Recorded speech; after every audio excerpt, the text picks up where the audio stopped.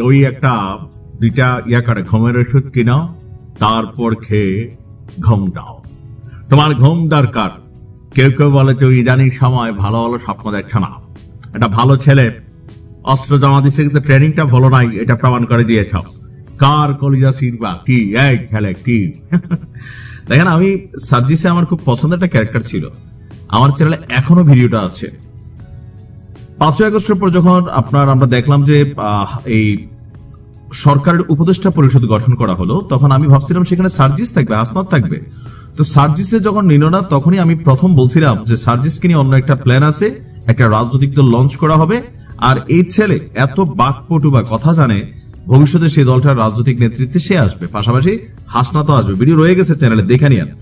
সেই কথা কিন্তু সত্যি হয়েছে। কিন্তু ইদানিং সময়ে যে বক্তব্যটা আপনারা শুনলেন, সার্জিস যেই ভাষায় তার পঞ্চগড়ের যে নেস্কো মানে যে বিদ্যুৎ খাতের যারা সাপ্লায়ার বা যারা সেখানে কাজ করেন, তাদের কলিজা ছিঁড়া রাস্তায় ফালাই দিবেন, এই যে বক্তব্য, এটা নিয়ে তিনি যদিও সরি বলছেন এবং তিনি এটা একটা ব্যাখ্যা দিচ্ছেন, অভিযোগ এনেছেন যে একবার না, তিনি যেদিনে বক্তব্য দিতে যান তার বক্তব্য শুরু হলে কারেন্ট চলে যায়। বক্তব্য শেষে আবার কারেন্ট আসে। মনে হয় সেখানে কেউ দুষ্টামি করে, অথবা বিষয়টা কাকতালীয়, অথবা যান্ত্রিক গোলযোগ। এখন এটা কি ইচ্ছাকৃত না অনিচ্ছাকৃত, রাগ সামলাইতে না পারে তিনি যে বক্তব্য দিয়েছেন, তারই বক্তব্যকে ঘিরে নানান ধরনের আলোচনা সমালোচনা শুরু হয়ে গেছে। বিশ্লেষণও কেউ কেউ করছেন। আমাদের বাংলাদেশের শিল্পাঙ্গনের একজন গুণী ব্যক্তিত্ব প্রিন্স মাহমুদ, তিনি সার্জিসকে পরামর্শ দিচ্ছেন যে দুইটা ঘুমের ট্যাবলেট খাইয়া, নামও বলে দিচ্ছেন যে একটু ঘুম দরকার ছেলেটার। এখন ঘুমাইলে তো শেখ হাসিনার স্বপ্নে দেখে মনে হয়।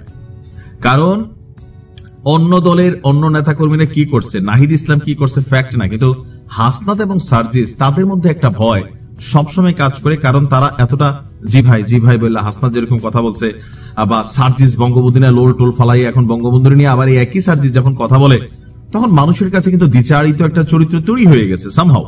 প্লাস নানান ধরনের অভিযোগ আছে। এর উপরে এনসিপির যে রাজনৈতিক পতন, এনসিপির যে মুখ থুবড়ে পড়া, এনসিপির যে জনসমর্থন কমে যাওয়া, সরকারের কিংস পার্টি থেকে এখন কি বলা হয় যে সরকারের শত্রু পার্টি ওয়ান কাইন্ড অফ, যেভাবে তারা এখন ব্যবহার করছেন, বা সরকারও যেভাবে নির্বাচন কোনোভাবে প্রতীক সবকিছু নিয়ে একটা বিশাল দ্বন্দ্ব কিন্তু তৈরি হয়ে গেছে। এমনকি প্রতিদিন একটু একটু করে এনসিপি পিছিয়ে যাচ্ছে। তো সার্জিস যদি ঘুমাইতে যায়, শেখ হাসিনার স্বপ্নে দেখে, ফাঁসির দড়ি স্বপ্নে দেখে, অথবা ছাত্রলীগের তার সতীর্থ যারা ছিল তাদেরকে স্বপ্ন দেখে, ছাত্রলীগও প্রতিদিন তাকে নিয়ে ভিডিও বানায়, হুমকি ধামকি দিচ্ছে, তো স্বাভাবিকভাবে একটা মানুষ রাজনৈতিক ভাবে, পারিবারিক ভাবে, তারপর হচ্ছে ধরেন সবকিছু মিলিয়ে একটা স্ট্রেস পিরিয়ড কিন্তু অনেকেই পালন করছেন।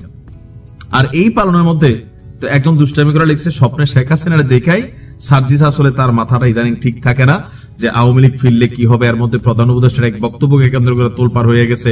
আবার ধরেন নানামুখী আলোচনা, বা বিএনপি এবং জামাতের কোন জায়গায় এনসিপিরও সার্জিসের নামে অভিযোগ আছে, তার সাথে সে ছাত্রলীগ আওয়ামী লীগ নিয়ে চলাফেরা করে তার। তো আমারও মনে হয় যে সার্জিস আসলে ঘুমাইতে পারতেছেন। একটা মানুষ যদি ঠিক মতো না ঘুমায়, তো এই মানুষটা পাগল, বা ধরেন কিছুটা তার মস্তিষ্কে ইলুয়েশন ঘটা শুরু হয়।